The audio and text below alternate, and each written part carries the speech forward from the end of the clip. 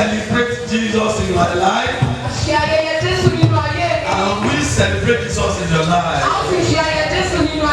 This is a Jesus Festival 2024. Ní orí òkè Síónì. On Mount Zion. Ní àmúyẹ Fáfúnjì. Àwọn condition téèyàn ńlá kọjá ń gbà mí. Some conditions will pass through at times. Tí ẹ máa ń kọrin mí àwọn pé kí ni orin tá à ń kọ. When you sing, they'll say, what's the meaning? Èmi nìkan ló yé. I'm the only one who Ìdí tí mo understands. fi kọrin tí mo mọ̀. The reason I'm singing. Torí wípé tí bá wo àwọn tí mo ti là kọjá. So I think of what I passed through. Ní orí oyè yìí. On this throne. Ó lágbára. Powerful. Ó mà lágbára o. Ọ̀rọ̀ 90. Ẹ̀dá fi ẹlẹ́sà. Tí n bá sọ.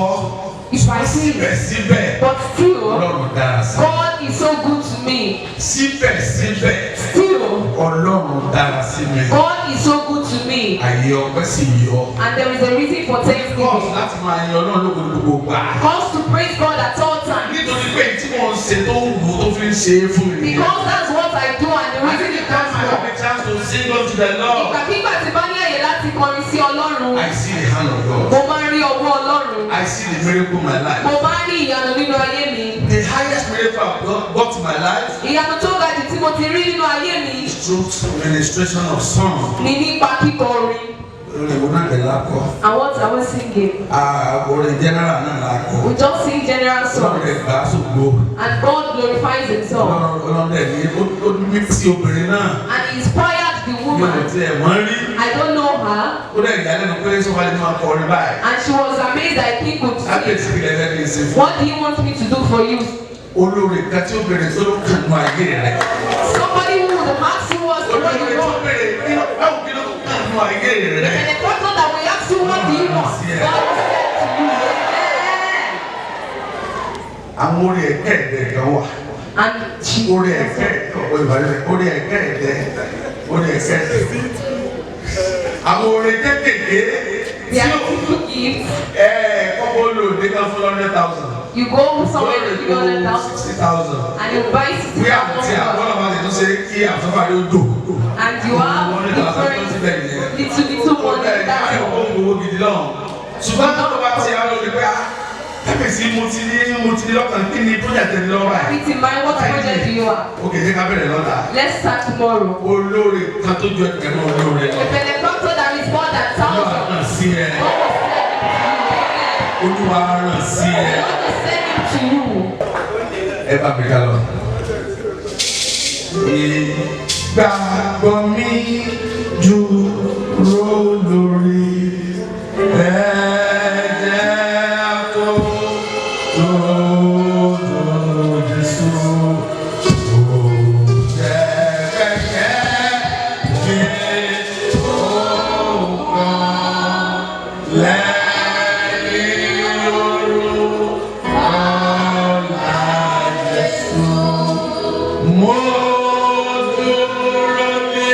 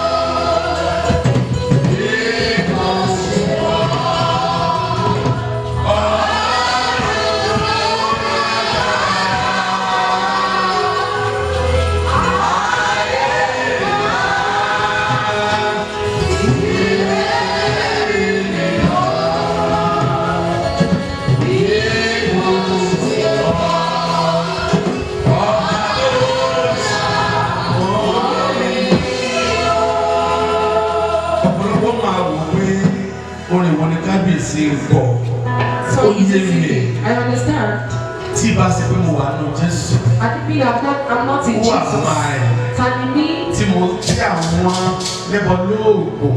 Àjẹ́ òde àjẹ́ funfun àjẹ́ dúdú surrounding me. Jesus surrounding me. Who am I to withstand the test of the time? And me. Ṣùgbọ́n torí pé. But because. Ọlọ́run wà pẹ̀lú mi. God is with me. Kò jẹ́ kí ayé orí mi gbé mi. That the world is not able to swallow me up. Ọba ni Jésù. His king. Ọba ni Jésù. Jesus is king. Ọba ni Jésù. Everybody. Ọba ni Jésù.